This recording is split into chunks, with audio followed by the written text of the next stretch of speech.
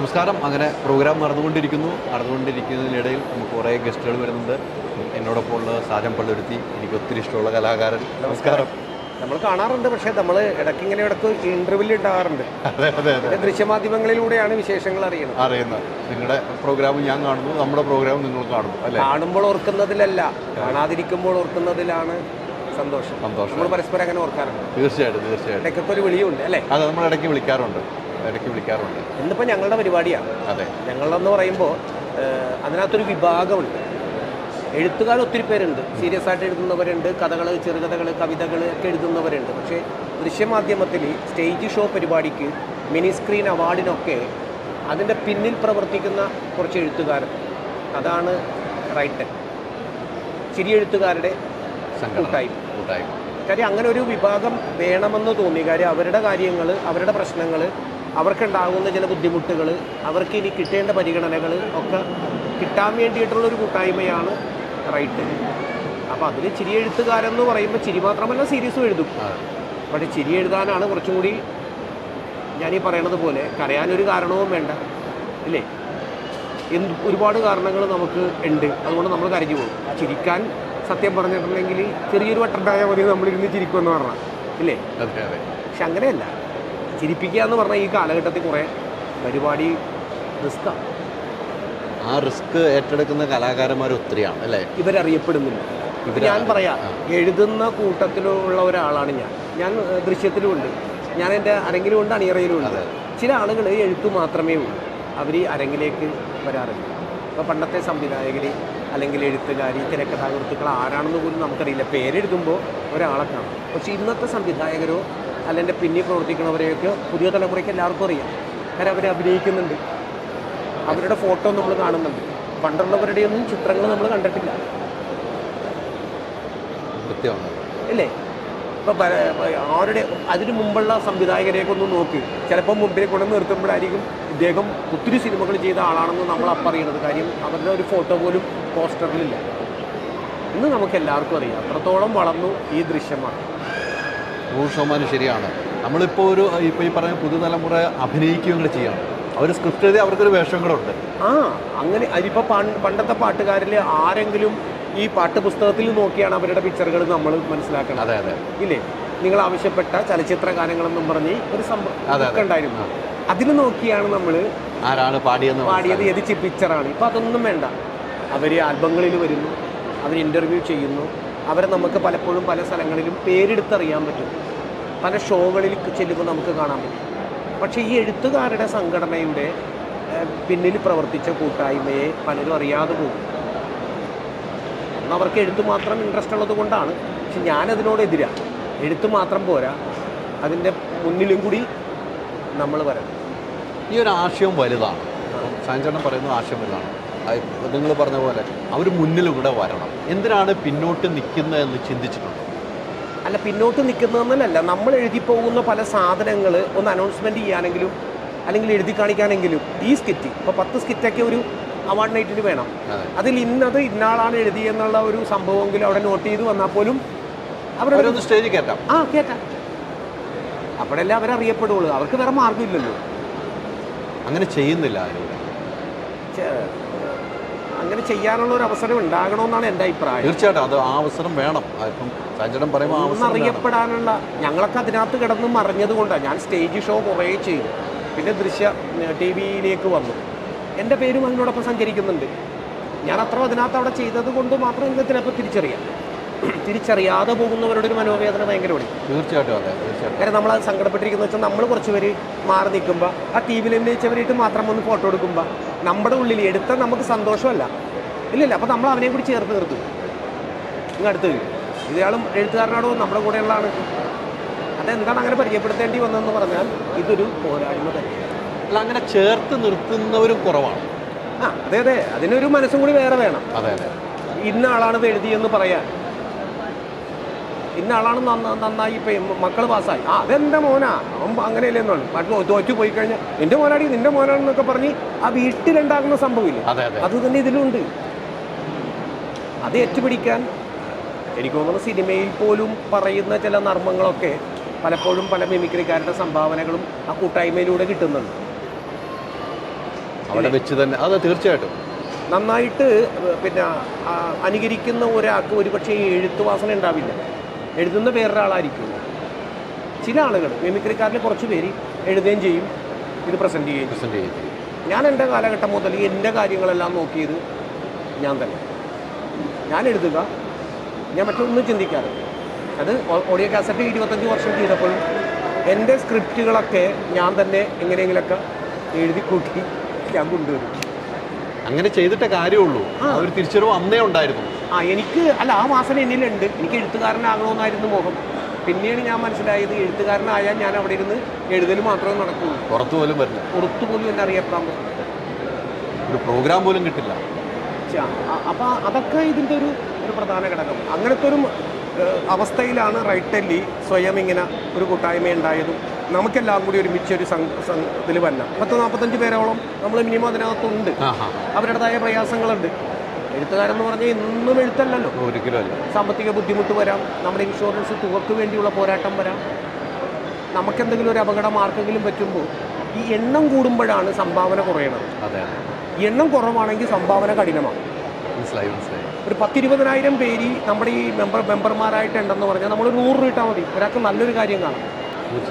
ഇപ്പം ഇവിടെ അതല്ല. ഇവിടെ നമ്മൾ പെട്ടെന്ന് വരുമ്പോൾ നമുക്ക് അതിന് വേണ്ടി ഒരു ഫണ്ട് ഉണ്ടാക്കണം, അതെപ്പോഴും നമ്മൾ കരുതി വെക്കണം. നമ്മുടെ ഇൻഷുറൻസ് തുകക്ക് വേണ്ടി, ഇൻഷുറൻസ് തുക അപകടം വരുമെന്ന് കരുതിയിട്ടല്ല നമ്മൾ വണ്ടി എടുക്കുന്നത്. അപകടം വന്നു പോകുന്നത് അത് ആരോഗ്യപരമായിട്ടും നമുക്കല്ലാതെയും ഒക്കെ പ്രതീക്ഷിക്കും. അങ്ങനത്തെ ഒരു കാലഘട്ടമാണ് ഇപ്പോൾ ഇത്.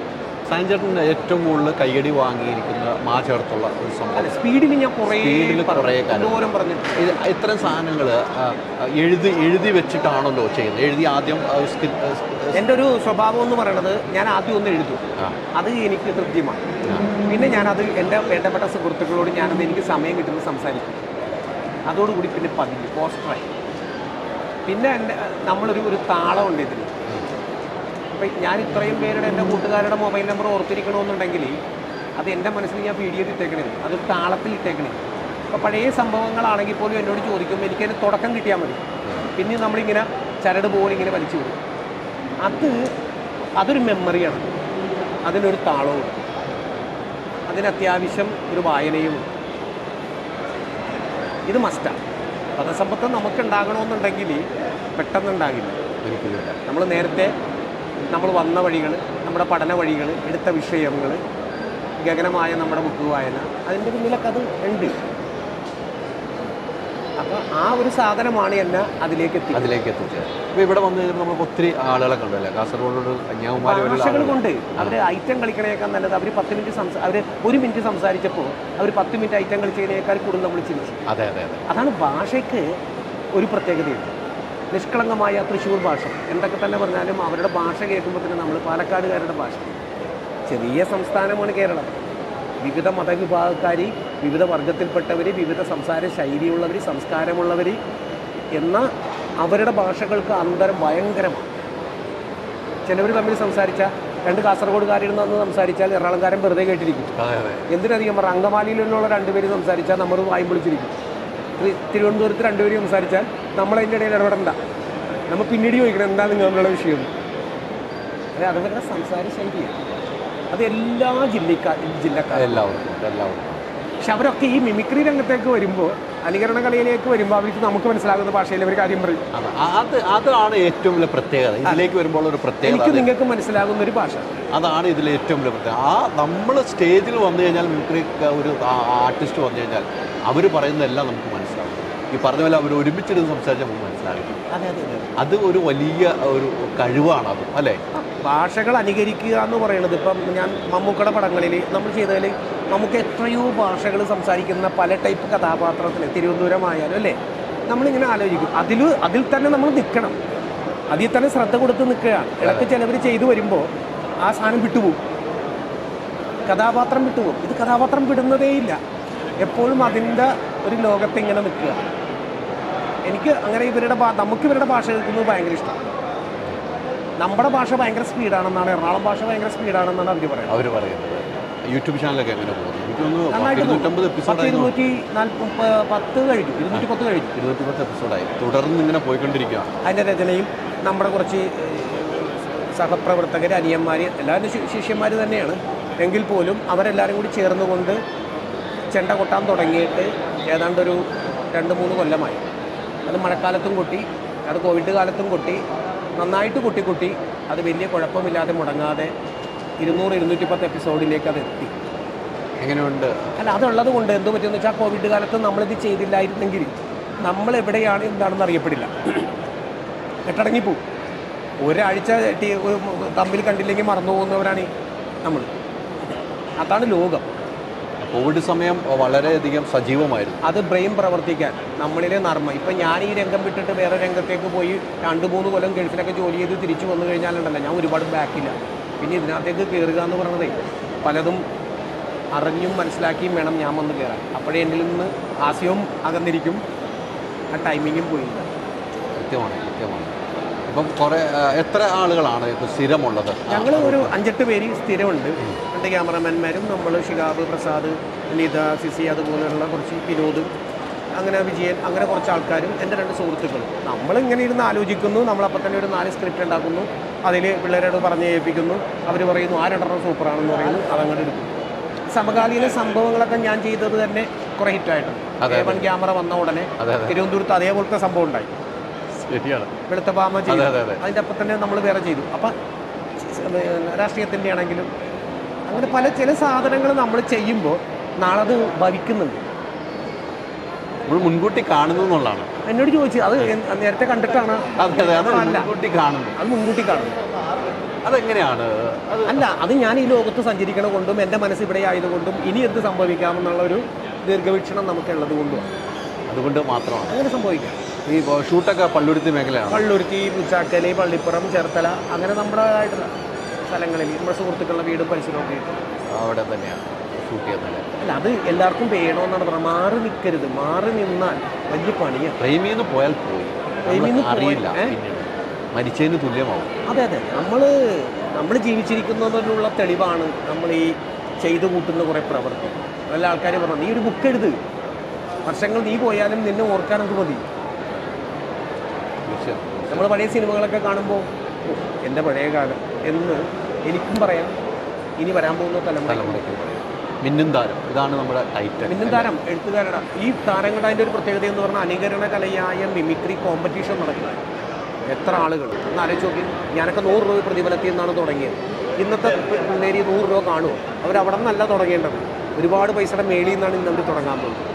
പിന്നെ അവരെ സംബന്ധിച്ചിടത്തോളം അവർ ഈ ഒരു ദിവസത്തെ ഒരു 5 മിനിറ്റിൻ്റെ കോമ്പറ്റീഷൻ കൊണ്ട് 50,000 രൂപ വിന്നറായി മാറും. നമ്മൾ 100 ദിവസം ഒരു വീടിനകത്ത് കിടന്നിട്ട് ഒരു 50 ലക്ഷം മേടിച്ചു വരുന്നതിനേക്കാളും ബെറ്ററാണ് അവർ ഈ താരമായിട്ട് മാറുന്നത്.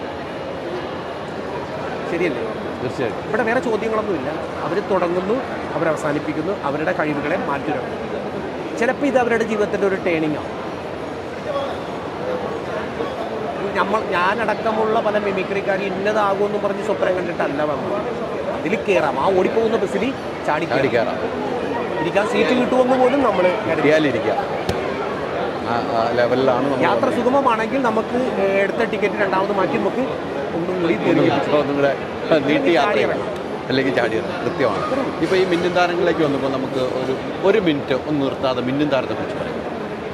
മനസ്സിൻ്റെ ഉള്ളിൽ എപ്പോഴും മായാതെ നിൽക്കുന്ന നിരവധി മിമിക്രിക്കാരുടെ കഴിവുകളെ മാറ്റുരക്കുന്ന വലിയൊരു അവസരം നമുക്ക് കിട്ടുമ്പോൾ അവരുടെ കഴിവുകളും അവരുടെ ഭാവനകളും അവരുടെ ചിന്തകളും അവരുടെ പ്രവൃത്തികളും എല്ലാം കൂടി അവർ പറയുന്ന കലയിൽ ഉണ്ടാകും. അതാണ് അതിൻ്റെ ഒരു സംസ്കാരം. അത് ലോകത്തിന് മുമ്പിലേക്ക് തെളിയിക്കുവാനും അവർക്ക് അതിലൂടെ വളരുവാനും സാധിക്കുന്ന നല്ലൊരവസരം ഉണ്ടാകുമ്പോൾ അത് അവരുടെ കുടുംബം, അവരെ സ്നേഹിക്കുന്നവർ, അവരെ ഇഷ്ടപ്പെടുന്നവർ, അവരെ ആരാധിക്കുന്ന ആരാധകരുടെ മുമ്പിൽ. അതുകൊണ്ട് വിനയം ദ്രുതഗതിയിലുള്ള വിജയത്തിൻ്റെ ഒരു താക്കോലാണ്. നിങ്ങളുടെ കഴിവ് നിങ്ങളുടെ കയ്യിലാണ്.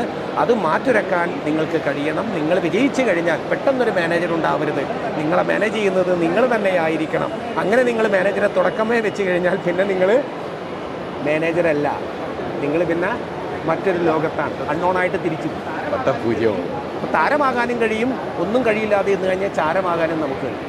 താരമാകട്ടെ എന്നാണ് നമ്മുടെ ആഗ്രഹം, അല്ലേ? വലിയൊരു ഉപദേശം കൂടെ അതിനകത്തുണ്ട്. ചന്ദനമരമായാലും സാധാരണ പിറകായാലും കത്തിക്കരിഞ്ഞ ചാരം.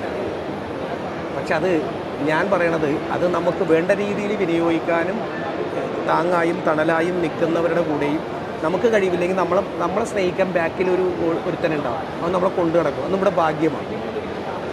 സ്വിമ്മിംഗ് പൂളിൽ ഒരിക്കലും താമര വിരിയില്ല. താമര വിരിയുന്നത് ചെറും ചെളിയുമുള്ള കുളങ്ങളിലും തടാകങ്ങളിലുമാണ്. ശരിയല്ലേ? പാവപ്പെട്ടവരുടെ മകനായി ജനിച്ചുകൊണ്ട് ആ പ്രതലത്തിൽ സാധാരണ സ്കൂളിൽ പഠിച്ച് അങ്ങനത്തെ കുറേ അനുഭവങ്ങൾ കൈപ്പേറിയത് വരുമ്പോഴാണ് അവന് മുന്നോട്ട് പോകണമെന്നുള്ളൊരു ചിന്ത വരും. എല്ലാവിധ സുഖ സൗകര്യങ്ങളോടും കൂടി നമ്മൾ ജീവിച്ചാൽ നമ്മളതിൻ്റെ ആർഭാടത്തിൽ കടന്നു പോകും.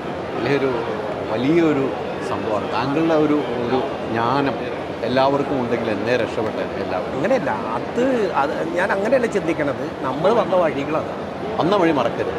അതുകൊണ്ടാണ് ഇടക്കിടക്ക് ഞാനീ പറയണത് നമ്മൾ ഹൈ റേഞ്ചിൽ പോകണം. അപ്പോൾ നമുക്കൊന്നിടക്ക് പുറകും തിരിഞ്ഞ് നോക്കുമ്പോൾ മനോഹരമായ ദൃശ്യം കാണും. വന്ന വഴി ഒരിക്കലും മറക്കാൻ പാടില്ല. ആനയുടെ കഴുത്തല്ലല്ലോ നമ്മൾ, പുറകോട്ട് തിരിഞ്ഞു നോക്കാൻ പറ്റാത്തൊരു കഴുത്തല്ല നമുക്ക്. നമ്മുടെ കഴുത്ത് ഇടത്തോട്ടും വലത്തോട്ടും തിരിയും. ഒത്തിരി സന്തോഷം. Thank you. അപ്പം മിന്നും താരം എന്ന് പറയുന്ന പരിപാടിയിൽ പങ്കെടുത്ത എല്ലാവർക്കും, അതോടൊപ്പം തന്നെ ഇന്ന് നടക്കുന്ന ഈ ഫംഗ്ഷനിലും അവർക്കൊക്കെ എല്ലാവരും ജയിക്കട്ടെ എന്ന് ഞാൻ പറഞ്ഞാലും ആരെങ്കിലും ഒരാൾ ചെയ്യും. അതെ. പക്ഷേ ആ വിജയം തൊട്ട് പുറകിൽ അവരുള്ളത് കൊണ്ടാണ് ഒന്നാം സ്ഥാനക്കാരൻ. അത് കിട്ടിയതൊന്നുകൂടി നമുക്ക് വരുന്നവർക്കൊരു ട്രെയിനിങ് ആവട്ടെ എന്ന് കൂടി ഞാൻ പ്രാർത്ഥിക്കുന്നു. ഒത്തിരി സന്തോഷം.